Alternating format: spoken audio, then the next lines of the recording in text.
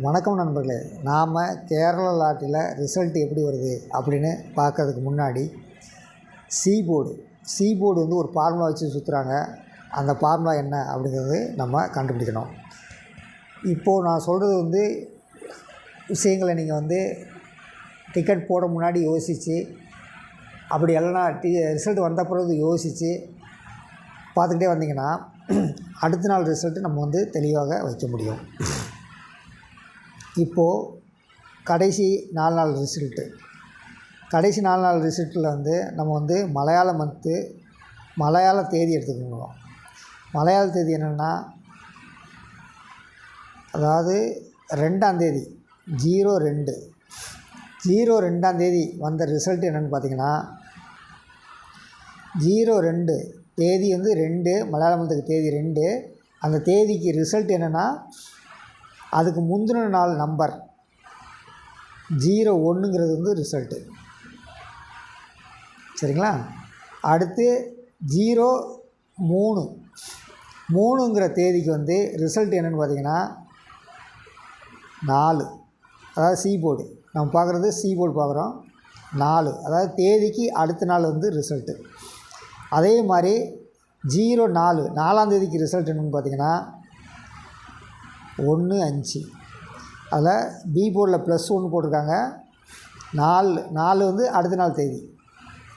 2லேயுமே +1 போட்டிருக்காங்க. 2 +1 போட்டிருக்காங்க. சரி, அடுத்து இன்றைக்கி 05 தேதி ரிசல்ட் என்னென்னு பாருங்கள், 06.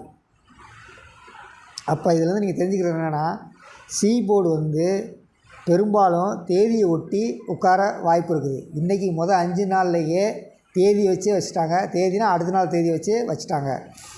நம்ம வந்து இது ஒரு ஃபார்முலா. இந்த ஃபார்முலா வந்து ரெகுலராக போடுறவங்க வந்து வின் பண்ண முடியும். சி போர்டு அதாவது உங்களுக்கு ஒரு ஃபார்முலா, உங்களுடைய ஸ்டைல் வந்து நீங்களே முடிவு பண்ணிக்கிங்க. அதாவது இதெல்லாம் ஃபார்முலா வந்து ஒரு 10 ஃபார்முலா இருக்கும். அந்த ஃபார்முலா வந்து ரெகுலராக 30 நாளைக்கு ஒருக்கா 30 நாளைக்கு 2 ஃபார்முலா 3 ஃபார்முலா வந்து இறங்கியிருக்கும். இப்போ டேட் வந்து அடுத்த நாள் தேதி வந்து 3 தடவை இறங்கிருச்சு இந்த மாதத்தில். அதாவது மலையாள மந்த்து 5ஆம் தேதிக்குள்ளே 3 தடவை அடுத்த நாள் தேதி வந்து இறங்கிருச்சு, ரிசல்ட்டாக இறங்கிருச்சு. அது முதல் நாள் தேதி வந்து ஒரு நாள் இறங்கிருச்சு. முதல் நாள் தேதியில் வந்து 02க்கு 01. அப்போ பிசி வந்து நம்மளால் கன்ஃபார்ம் பண்ணிக்க முடியும். 5ஆம் தேதிக்கு வந்து 06. அப்போ வந்து பிசி வந்து நம்மளால் கன்ஃபார்ம் பண்ணிக்க முடியும். அதுதான் ஒரு ஸ்டைல் உருவாக்கிங்க. அந்த ஸ்டைல் வந்து உங்களுக்கு வந்து ஒன்று வந்து கரண்ட் டேட்டு, ஒன்று வந்து முந்தின நாள் டேட்டு, ஒன்று வந்து அடுத்த நாள் டேட்டு. சரிங்களா? இந்த 3 நாளில் வச்சு ரிசல்ட் சுற்றுறாங்க. பிசி போர்டு இதை ஃபார்முலாவை ரெகுலராக வாட்ச் பண்ணிட்டு வர்றவங்களுக்கு, ரெகுலராக ட்ரை பண்ணிட்டு வர்றவங்களுக்கு, உதாரணத்துக்கு இன்றைக்கி பிசி மட்டும் நீங்கள் ஒரு 130 ரூபாய்க்கு எடுத்துருந்தீங்க அப்படின்னா, 30 நாளுக்கு எடுத்துருந்தீங்கன்னா என்ன செலவாகும் அப்படின்னு பார்த்துங்க. ஒரு 4000 செலவாகும். அதே இது ரிசல்ட்டு கன்ஃபார்ம் ஆகிருந்துச்சுன்னா உங்களுக்கு வந்து 10,000 கிடச்சிருக்கும். இதுதான் ஃபார்முலா, இதுதான் ஸ்டைலு. இப்படி ஒரு ஸ்டைலை நீங்கள் உருவாக்கணும். நீங்கள் வந்து நம்ம வீடியோ தொடர்ந்து பார்த்துக்கிறவங்க கண்டிப்பாக ஸ்டைலை உருவாக்கிடுவீங்க. அடுத்து இந்த போர்டு வந்து பெரும்பாலும் ஒரு போர்டு டைரெக்டு, ஒரு போர்டு ரிவர்ஸு. இதுதான் ஃபார்முலா இவங்கக்கிட்ட. அது எந்த போர்டாக இருந்தாலும் இருக்கலாம். ஒரு டி போர்டாக இருக்கலாம், ஏ போர்டாக இருக்கலாம், பி போர்டாக இருக்கலாம், சி போர்டாக இருக்கலாம். இன்றைக்கி இவங்க வச்சுருந்தது வந்து ஒரே ஒரு போர்டு, பி போர்டு டைரெக்டாக பாஸ் ஆகிடுச்சு. இப்போ நம்ம வந்து இவங்கக்கிட்ட தெரிஞ்சுக்கிட வேண்டியது என்ன அப்படின்னா, இது ஒரு ஸ்டைலு. அதாவது 200 300 டிக்கெட் போடுறவங்க வந்து ஈஸியாக ஒரு 50% 300 போட்டாங்கன்னா 300 ப்ராஃபிட் எடுக்கக்கூடிய மெத்தடு வந்து இந்த 4 போர்டு இந்த ஸ்க்ரீனில் இருக்குது. அது தெளிவாக புரிஞ்சுக்கங்க. நீங்கள் வாட்டுக்கு இஷ்டத்துக்கு டிக்கெட் போடாதீங்க. டிக்கெட் போடுறது வந்து உங்களுக்கு வந்து வருமானம் வர்ற மாதிரி எண்ணத்தில் தான் நீங்கள் போடணும். உதாரணத்துக்கு அதாவது ஒரு போர்டு கன்ஃபார்ம் பண்ணுறதுக்கு 130 ரூபா. 4 போர்டு டைரெக்டாக இந்த நம்பர் தான் வரும் அப்படின்னு எடுத்துகிட்டு 4 போர்டு நீங்கள் கன்ஃபார்ம் பண்ணியிருந்தீங்கன்னா 520 ரூபா ஆகும். ஆனால் ஒரு போர்டு டைரெக்டாக பாஸ் ஆச்சுன்னா உங்களுக்கு வந்து 1000 ரூபா கிடைக்கும். இதுதான் மெத்தடு. ஆனால் இதில் 50% போட்டுக்கலாம். 260 நீங்கள் டிக்கெட் போட்டிங்கன்னா 500 கிடைக்கிறதுக்கு வாய்ப்பு இருக்குது. இது அப்படி ஒவ்வொரு சிங்கிள் நம்பராக ஒரே நம்பர் அப்படி போட்டுக்கிட்டு பண்ண முடியும். இதெல்லாம் ஃபார்முலா உங்களுக்கு ஏற்றபடி என்ன வருதோ அதை நீங்கள் ட்ரை பண்ணணும். ஆனால் என்னுடைய ஃபார்முலாங்கிறது 4 டிஜிட் கண்டுபிடிக்கிறது ஒரே ஒரு டிக்கெட் மூலம் 4 டிஜிட் கன்ஃபார்ம் பண்ணுறது. எனக்கு செலவு ஒரு நாளைக்கு 130 ரூபா ஆகுதுன்னு வச்சுங்க. நான் இதில் பார்ட்னர் போட்டுக்கிடுவேன், 2 பேர் கூட பார்ட்னர் போட்டுக்கிடுவேன். அப்போ என் செலவு 65 ரூபா தான். சரிங்களா? ஒரு நாளைக்கு என்னுடைய செலவு 65 ரூபாக்குள்ளே நான் நிப்பாட்டிக்கிட்டேன்னா எனக்கு டிக்கெட் போடுறதில் லாஸு தெரியாது. அதே மாதிரி நீங்கள் 50 ரூபாக்குள்ளே 100 ரூபாக்குள்ளே மட்டுமே ட்ரை பண்ணிங்கன்னா உங்களுக்கு லாஸு தெரியாது.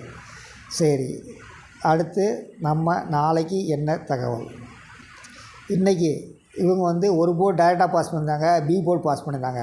அப்போ நாளைக்கு இவங்க கண்டிப்பாக பி போர்டு பாஸ் பண்ண மாட்டாங்க. மீதி 3 போர்டில் ஒரு போர்டு பாஸ் ஆக வாய்ப்பு இருக்குது. மீதி 3 போர்டில் ஒரு போர்டு 4, 3, 9 DAC. C 9 வரலாம் அல்லது A 3 வரலாம். இப்படி நீங்கள் ஏசியில் இல்லை எனக்கு பணம் கம்மியாக இருக்குது அப்படின்னா நீங்கள் ஒரே ஒரு போர்டு ஏ மட்டும் 3 வரும் அப்படின்னு கன்ஃபார்ம் பண்ணுங்கள்.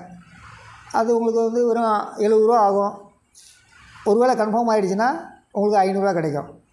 இதுதான் அது. நான் எல்லாருமே ஏ போர்டு கன்ஃபார்ம் பண்ணுங்கன்னு சொல்லலை. இதில் நான் ஒரு 10% வரை டி போர்டு கன்ஃபார்ம் பண்ணலாம், 10% வரை ஏ போர்டு கன்ஃபார்ம் பண்ணலாம், 10% வரை சி போர்டு கன்ஃபார்ம் பண்ணலாம், 10% வரை பி போர்டும் கன்ஃபார்ம் பண்ணுங்கள். ஏன்னா திருப்பி அதே இடத்துல இருக்கக்கூடிய வாய்ப்பும் இருக்கும். இதுதான் மெத்தடு. இந்த மெத்தடை தெரிஞ்சுக்கிட்டோம்னா நம்ம இழப்பு நமக்கு கம்மியாக இருக்கும். அதை புரிஞ்சுக்கிட்டு டிக்கெட் போடுங்க. என்னை பொறுத்த வரைக்கும் ஒரு நாளைக்கு ஒரு டிக்கெட் தான். நாளைக்கு இந்த 4 போர்டில் ஒரு நம்பர் பாஸ் ஆகுது. அவங்க பார்த்துருந்ததில்ல 4, 3, 1, 9 பார்த்துருந்தோம். இங்கே என்னென்னா 3ஆம் நம்பர் இருக்குது, ஏ போர்டில் இருக்குது. ஒருவேளை இவங்க 2 நாளாக டைரெக்டாக பாஸ் பண்ணல, நாளைக்கு ஏ போர்டு 3 பாஸ் பண்ணுவாங்களா அப்படின்னு பார்த்துக்குங்க. 1 இவங்ககிட்ட இருக்குது, அங்கேயும் 1 இருக்குது. அங்கே ஒரு போர்டு டைரெக்டாக பாஸ் ஆகும், ஒரு போர்டு ரிவர்ஸில் பாஸ் ஆகும். அப்படி பார்க்கும்போது 1 சி போர்ட்லேயும் பாஸ் ஆகலாம், டி போர்ட்லேயும் பாஸ் ஆகலாம். அப்படிங்கும்போது ஏ 3, 1 சி போர்ட்லேயும் பாஸ் ஆகலாம். அப்படி இல்லைன்னா இந்த 2 நம்பர் டைரெக்டாக பாஸ் ஆகலாம்.